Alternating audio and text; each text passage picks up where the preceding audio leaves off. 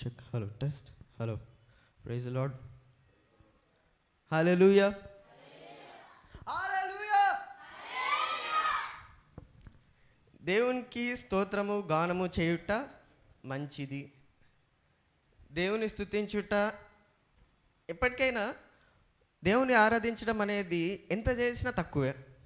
దేవుణ్ణి స్తుతించాలని మన మనస్సు ఎంత ఉత్సాహపడినా, ఎంత ఉబులాటపడినా, ఎంత ఆతృతపడినా, దేవుని దగ్గరకు వచ్చేసరికి నాయన ఇది నా గురించి కాదు, నీ గురించే, నా ఆరాధన గురించి కాదు, నీ గురించే. మనం ఆలోచించే ప్రతి ఆలోచనలో దేవుడు అంటే ఎంత బాగుంటుంది. మనం తీసుకునే ప్రతి అడుగులో దేవుని ప్రమేయం ఉంటే ఇంకెంత బాగుంటుంది.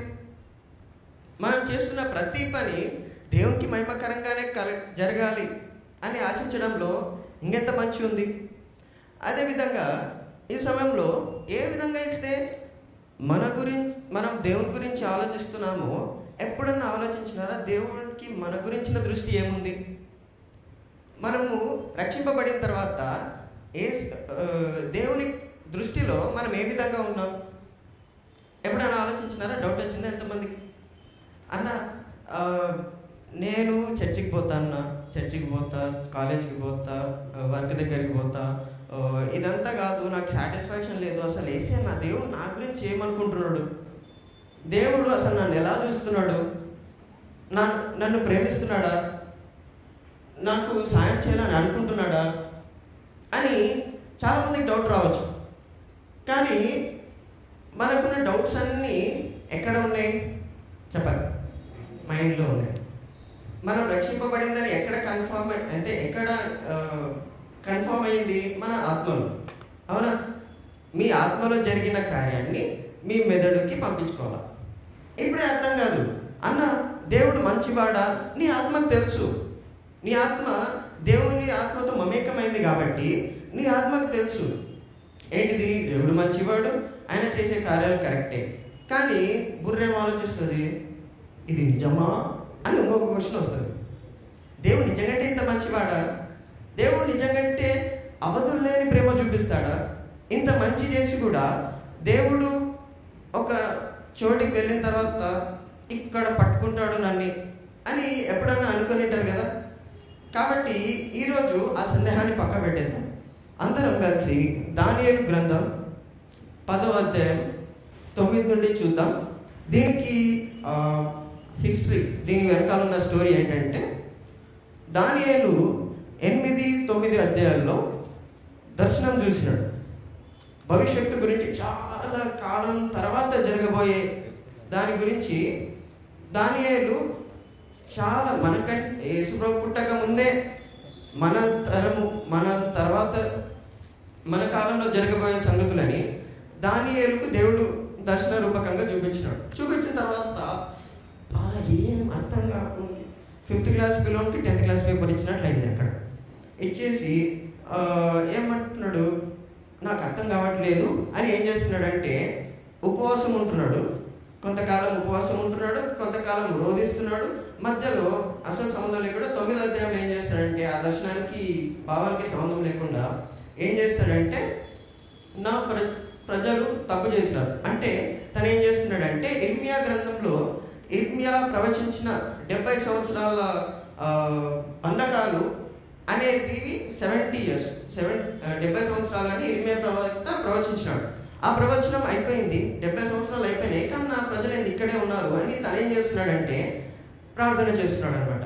ప్రభువా, నా పితరులు చేసిన పాపం, నేను చేసిన పాపాలు అన్నీ క్షమించేసి, మోషే తీసుకొని వచ్చిన ధర్మశాస్త్రంలో ఉన్న శాపం ఏదైతే ఉందో ఆ శాపాలన్నింటినీ కొట్టివేసి మమ్మల్ని విడుదల చేయి, ఇక్కడ నుండి తీసుకెళ్ళి తిరిగి మమ్మల్ని ఇజ్రాయెల్లో కనాన్ దేశంలో మమ్మల్ని తిరిగి స్థిరపరచు అని ప్రార్థన చేస్తాడనమాట.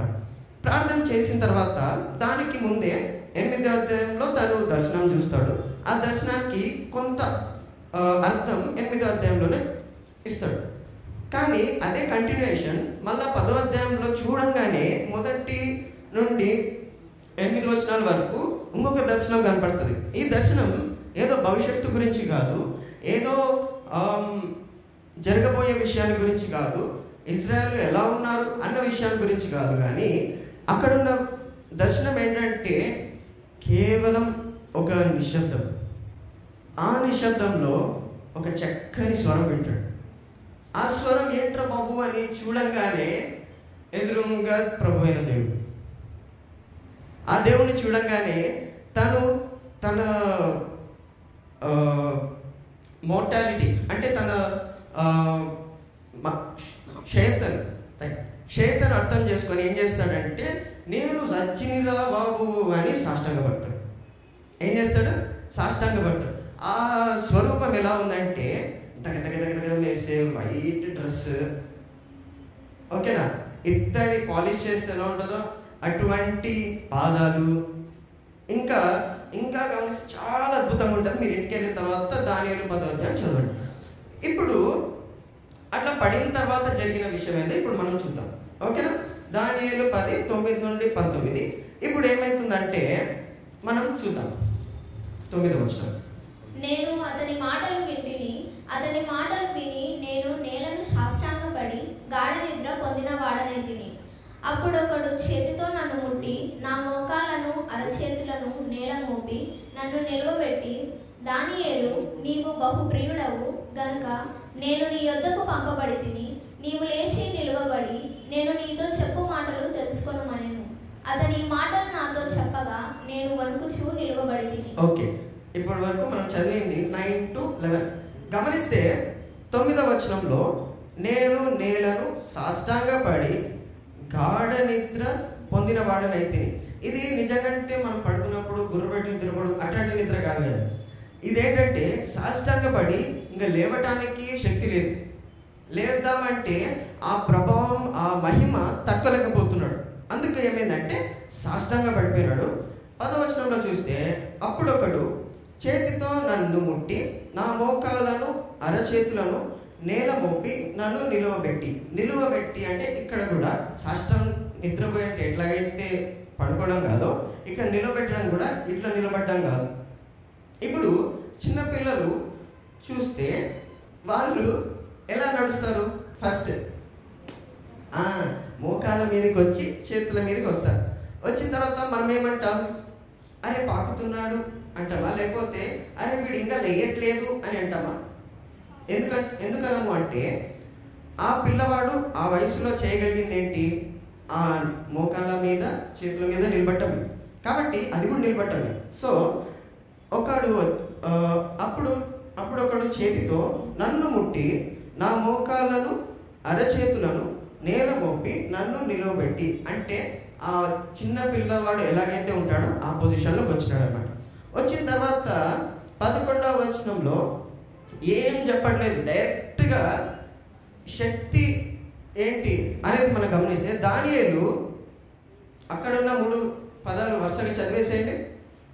దానియేలు, నీవు బహు ప్రియుడవు. హల్లెలూయా, హల్లెలూయా. మనము ఈ దినాల్లో కష్టపడుతున్న విషయం ఇదే. దేవుడు నన్ను ప్రేమిస్తున్నాడా? దేవుడు నన్ను ప్రేమించట్లేదా? దేవుడు నాకు సహాయం చేయడా? సహాయం కథ అంతా పక్కన పెట్టేస్తే ఎవరినైతే ప్రేమిస్తారో వాళ్ళకి సహాయం చేస్తారు, అవునా? అంతే కదా. ఇక్కడ ఫస్ట్ తనకు ఇస్తున్న మాట ఏంటి? నాయన దానియేలు నువ్వు లేచి కూర్చో. దానియేలు అదో నేను ఒక మాట చెప్పడానికి వచ్చిన అని గాబ్రియల్ అనట్లేదు. ఫస్ట్ థింగ్ గుర్తు చేస్తున్నది ఏంటి? నీవు బహు ప్రియుడవు. పక్కన వాళ్ళతో చెప్పండి, నేను బహు ప్రియుడను, నేను బహు ప్రియురాలను, దేవుడు నన్ను ప్రేమిస్తున్నాడు. చెప్పండి పక్కన వాళ్ళకి, ఓకేనా? మీరు ఎవరు? బహు ప్రియుడు. కన్ఫర్మా? ఇప్పుడు అక్కడ వాడినటువంటి హెబ్రీ పదం హమర్ అంటే టు డిలైట్ ఇన్, అంటే చూడంగానే ఒక తల్లి తన బిడ్డను చూడంగానే ఏముండదు, పార్టీ చేసుకొని కూర్చొనింటాడు అలాగే, ఓకేనా? ఆయన కూడా అలా చేసి పార్టీ చేసుకున్నావా అని అంటారు, అవునా? నంబర్ 1 చేసుకొని అలాగే కూర్చొనింటాడు. ఆయన చూసి అని అంటారు. ఎందుకు?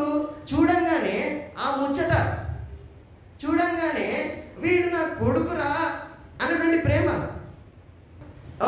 అలాగే దానికి సేమ్ గ్రీక్ పదం కొంచెం డిఫరెంట్ ఉంటుంది. ఏంటంటే ఎపితూమియా అంటే అలాంగింగ్.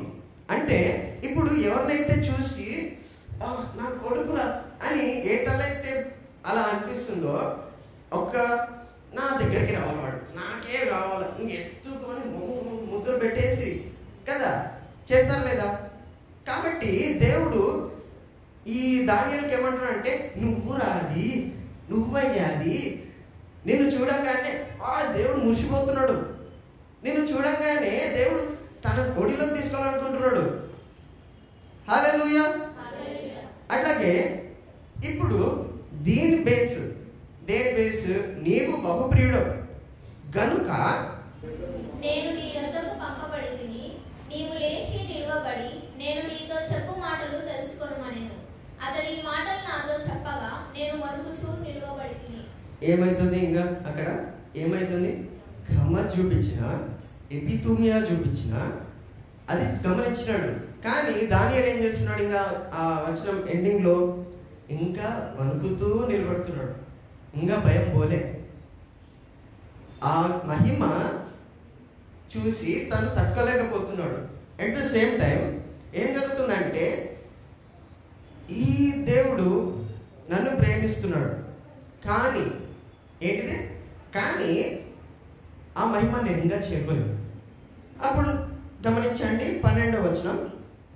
అప్పుడు అతడు, దానియేలు భయపడకుము, నీవు తెలుసుకొనవలెనని నీ మనస్సును అప్పగించి దేవుని ఎదుట నిన్ను తగ్గించుకొనిన ఆ మొదటి దినము మొదలుకొని నీవు చెప్పిన మాటలు వినబడినవి గనుక నీ మాటలను బట్టి నేను వచ్చి తిని. హల్లెలూయా. ఏమైతుంది?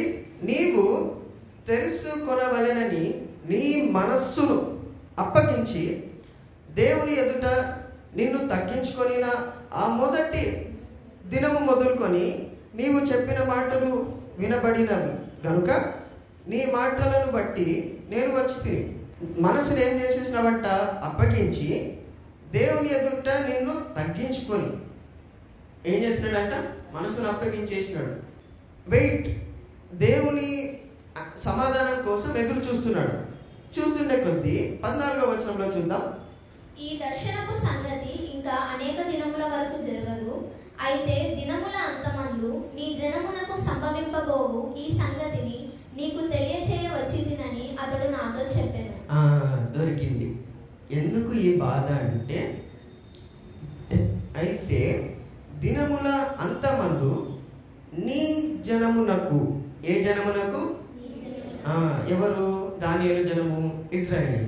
నీ జనమునకు సంభవింపబోవు ఈ సంగతిని నీకు తెలియజేయవచ్చితినని అతడు నాతో చెప్పాను. ఏం చెప్పినాడంటే, దానికి ముందు ఇజ్రాయేలీలకి చాలా కష్టాలు వస్తాయి, చాలా శ్రమలు వస్తాయి అని చెప్పంగానే ఈయన సేమ్ నెహెమ్యా లాగానే అట్లా డల్ అయిపోయినాడు. ఓకేనా? దేవుడు మా దేవుడు కదా, ఈయన మా ప్రభు కదా, ఇలా ఎందుకు చేస్తున్నాడు, ఎందుకు జరుగుతుంది ఇలా అన్నటువంటి బాధతో ఉన్నాడు అనమాట.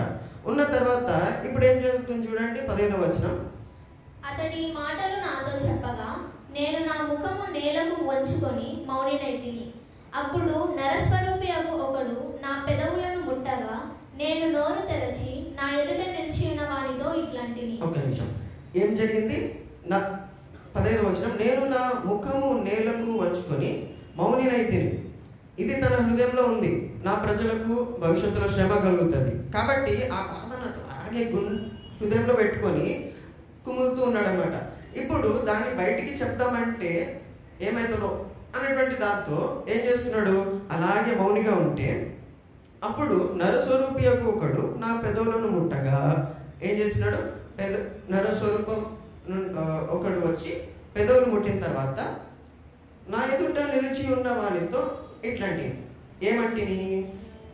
నా ఏలినవాడ, ఈ దర్శనము వలన నాకు వేదన కలిగినందున నా బలము తొలగిపోయేను. ఏమైంది? ఈ దర్శనం వల్ల ఏం జరుగుతుంది? నా బలము తొలగిపోయేను, నాకు వేదన కలిగినందున నా బలము తొలగిపోయాను. ఏం కలుగుతుంది? వేదన ఉంది, గుండెలో వేదన ఉంది, అందుకు తన బలం ఏమైతుంది? క్షీణించిపోతుంది. 17 చదవండి. నా ఏలిన వాని దాసుడనైన నేను నా ఏలిన వాని ఎదుట ఎలాగున మాట్లాడుదును? నా బలము తొలగిపోయెను, ఊపిరి విడువలేక ఉన్నానని చెప్పగా అతడు మరలా నన్ను ముట్టి నన్ను బలపరచి, నీవు బహుప్రియుడవు, భయపడకుము, నీకు శుభమవునుగాక, ధైర్యము తెచ్చుకోమని నాతో చెప్పాను. హల్లెలూయా, హల్లెలూయా. ఇప్పుడు 17వ వచనంలో చూస్తే 16వ వచనంలో చూసినప్పుడు నా బలము తొలగిపోవచ్చున్నది, మెల్లగా వెళ్ళిపోతుంది. ఇప్పుడు 17వ వచనంకి వచ్చేసరికి నా బలం తొలగిపోయింది సార్, ఏం లేదు ఇంకా నాలో బలము. ఇంకా ఏం చెప్తున్నాడు? ఊపిరి విడవలేక ఉన్నాను. ఇలాగే కొన్ని సమయాల్లో మన కుటుంబాల్లో లేకపోతే మన వ్యక్తిగత జీవితంలో శ్రమలు వస్తాయి. కానీ ఏమవుతుంటుంది? అప్పుడప్పుడు బలము తొలగిపోయినట్లు అనిపిస్తుంటుంది, ఊపిరి ఆడలేదు. ఇంకా ఏముంది? విడవలేకుండా చెప్పగా మరలా నన్ను ముట్టి, మీకు కావాల్సింది దేవుని తాకిడి, మీకు కావాల్సింది దేవుని స్పర్శ, మీకు కావాల్సింది దేవుని రక్షించే హస్తం. హల్లెలూయా. ఆ సమయంలో మీరు అటు ఇటు పరిగెడుతూ పాస్టర్ల దగ్గరికి వెళ్ళి ప్రార్థన చేయించుకోండి. కానీ పాస్టర్ల ద్వారా మీకు రక్షణ కలుగుతుందా? కలగదు. మీరు ఇరుగు పొరుగు వారి ఇంట్లో ఉన్న విశ్వాసుల దగ్గర పోయి ప్రార్థన చేయండి. నేనేం తప్పనట్లేదు, రక్షణ వాళ్ళ నుండి వస్తుందా? రాదు. ఎటువైపు చూడాలి? కంటిన్యూగా మనం 18 చదువుదాం. అతడు మరలా నన్ను ముట్టి నన్ను బలపరచి, బలము లేనప్పుడు బలం వచ్చింది. ఎట్లొచ్చింది? మరలా నన్ను ముట్టి. మీకు కావాల్సినది దేవుని స్పర్శ, దేవుని తాకిడి. ఇప్పుడు ముట్టి మళ్ళా ఏం చెప్తున్నాడు? సెకండ్ టైం, నీవు బహుప్రియుడవు, భయపడకు. ఇప్పుడు ఫస్ట్లో చెప్పినప్పుడు నీవు బహుప్రియుడవు కనుక నీ వద్దకు పంపబడితే, నేను చెప్పేది నీ దగ్గరికి ఎందుకు వచ్చినాను అంటే నీవు బహుప్రియుడవు. ఇప్పుడు నీవు బహుప్రియుడవు కాబట్టి ఏం చేయాలి? నువ్వు భయపడద్దు. ఫ్యూచర్లో జరిగే వాటి గురించి ఇప్పుడే ఆందోళన ఎందుకు? ఫ్యూచర్లో జరిగేబోయే వాటిలో దేవుడు లేడా? దేవుడు సహాయం చేయలేడా? ఎందుకు నిరాశ? ఎందుకు అప్పుడే నిస్పృహ? కార్యం జరిగించలేడా దేవుడు? దేవుని సన్నిధిలో ఉన్నప్పుడు ఆనందం రాదా అని దానియేలుతో అంటుంటే, నీవు బహుప్రియుడవు కాబట్టి భయపడకుము, నీకు శుభమవును గాక. ఏమన్నా జరగని నీ దేశం గురించి నీకు మాత్రం ఏమవుతుంది? శుభం, నీకు మంచి జరుగుతుంది అని చెప్పి నెక్స్ట్ ఏమంటున్నాడు? ధైర్యము తెచ్చుకోమని నాతో చెప్పాను. ఇప్పుడు ఏం చెప్తున్నాడు? పోయిన ధైర్యం వస్తుంది, అట్లాగే పోయినటువంటి బలం మళ్ళీ వస్తుంది. ఇప్పుడు 19వ వచనంలో చూడండి. అతడు నాతో ఇట్లనగా, నేను ధైర్యము తెచ్చుకొని నీవు నన్ను ధైర్యపరచితివి కనుక నా ఏలిన వాడవైన నీవు ఆజ్ఞ ఇమ్మని చెప్పి తిని. ఇప్పుడు ఫామ్లోకి వచ్చినాడు. ఇప్పుడు ఏ దానికోసమైతే ఏ మాట వినాలని తను సిద్ధంగా ఉండాలో ఆ మాటలు వినడానికి రెడీగా ఉన్నాడు. ఎలా రెడీ అయినాడంటే జ్ఞాపకం చేయడం. ఇప్పుడు నేను వచ్చింది కూడా మీకు ఏదో కొత్తగా చెప్పాలని కాదు, ఆల్రెడీ మీకు తెలిసిందే జ్ఞాపకం చేయడానికి. ఏంటిది? మీరు బహుప్రియులు. హల్లెలూయా, హల్లెలూయా. మనం చూస్తే నీవు బహుప్రియుడవు, భయపడకుము, నీకు శుభమవును గాక, ధైర్యం తెచ్చుకోమని నాతో చెప్పాను. అతడు నాతో ఇట్లనగా ధైర్యము అని తర్వాత ఇట్లనగా నేను ధైర్యము తెచ్చుకొని. ఇప్పుడు ఖసక్ చెప్పండి. అంటే దీనికి చాలా పర్యాయ పదాలు ఉన్నాయి. అంటే ఇంకా ఆల్మోస్ట్ ఏంటంటే ప్రతి సమస్యకు కావాల్సిన సమాధానం ఉంది ఇక్కడ. ఆ ధైర్యం ఓకేనా? చూస్తే దానికి ఉన్న ఫస్ట్ మీనింగ్ ఏంటంటే టు స్ట్రెంగ్థెన్, నిన్ను బలపరచడానికి, టు క్యూర్, నేను స్వస్థపరచడానికి, టు హెల్ప్, నీకు సహాయం చేయడానికి, టు రిపేర్, విరిగిపోయినది సరి చేయడానికి, టు ఫార్టిఫై అంటే మళ్ళీ ఇలా జరగకుండా కాపాడబడ్డానికి. ఇది మొదటిదైతే. రెండవది టు బైండ్, ఏవైతే నీకు శ్రమ కలిగిస్తున్నాయో, నీకు బాధ కలిగిస్తున్నాయో వాటిని బంధించడానికి. రిస్ట్రెయిన్, ఏవైతే నీ మీదకి వ్యతిరేకంగా వస్తున్నాయో వాటిని వెనక్కి తోయడానికి. టు కాంక్వర్, హల్లెలూయా. ఇంకా దీనికి మించి మనకు ఇంకేమైనా కావాలా జీవితంలో? ఏమని చెప్తున్నాడు? నీకు బలం వస్తుంది. నీ బలము ఏమవుతుంది? వెంటనే స్వస్థత వస్తుంది, నీకు సహాయం అవుతుంది, నేను నీకు తిరిగి రూపం ఇస్తుంది. ఇలా నువ్వు మళ్ళీ ఇలా జరగకుండా, మళ్ళీ ఇటువంటి అపాయం నీ మీదకి రాకుండా నీ చుట్టూ గోడ ఉంటుంది. తర్వాత ఏదైతే నీకు వ్యతిరేకంగా వస్తుందో దాన్ని బంధిస్తావు, దాంతోపాటు బంధించడంతో పాటు దాన్ని వెనకాలకి తోస్తావు. అట్లనే ఇప్పుడు ఏమవుతుందంటే వాడు నీ మీదకి కాదు, నువ్వే వాడి మీదకి పోతావు. ఆమేన్. శత్రు కోట గోడల్ని కూలుస్తూ, శత్రువు యొక్క పట్టణాలను తీసుకుంటూ ఏం చేయాలి? ఇప్పుడు మనం రెడీ అవ్వాలి. దేనికి? కజక్ జరగడానికి. ఏం జరగడానికి? కజక్. ప్రతి విషయంలో కావాల్సిన సహాయం ఉంది కదా ఇక్కడ. ఇప్పుడు నేను జ్ఞాపకం చేస్తాను, అన్న ఇది బాగా చెప్పినావు, అర్థం బాగానే ఉంది, దీన్ని స్వతంత్రించుకోవడం ఎలా అని మనం చూస్తే, యేసయ్య కాచిన రక్తం ద్వారా మీకు రక్షణ కలిగిందా? కలిగింది.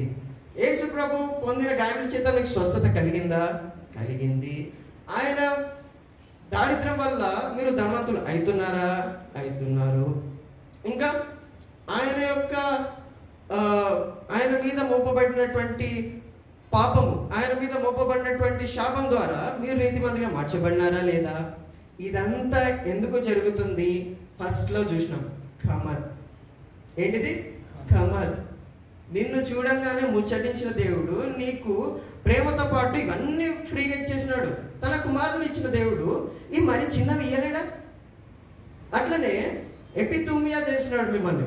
అంటే మిమ్మల్ని చూడంగానే మిమ్మల్ని ఎవరికి వద్దు. చిన్నపిల్లల దగ్గర 10 మంది పిల్లలు ఉండి 5 చాక్లెట్లు ఇస్తే ఏమవుతుంది? పంచుకుంటారా? ఏం చేస్తారు? కొట్లాడి ఒకటి కాకుండా 2 జోబులు వేసుకొని వెళ్ళిపోతారు కదా. అట్లా సేమ్ చుట్టూ ఉన్నారు. కుటుంబానికి కావాలి, నీ సొంత పనులకు కావాలి, ఇంకా సమాజానికి కావాలి. ఇవన్నిటికీ నువ్వు వెచ్చింపబడకూడదు.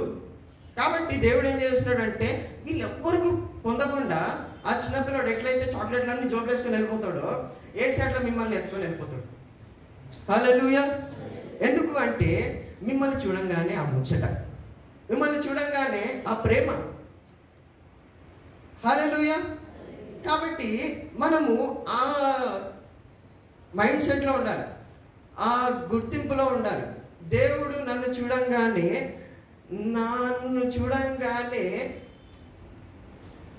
కమద్, నన్ను చూడంగానే ఎపితూమియా, నన్ను చూడంగానే అబ్బా ముచ్చట ఎత్తుకుంటాడండి, ఎత్తుకుంటాడు.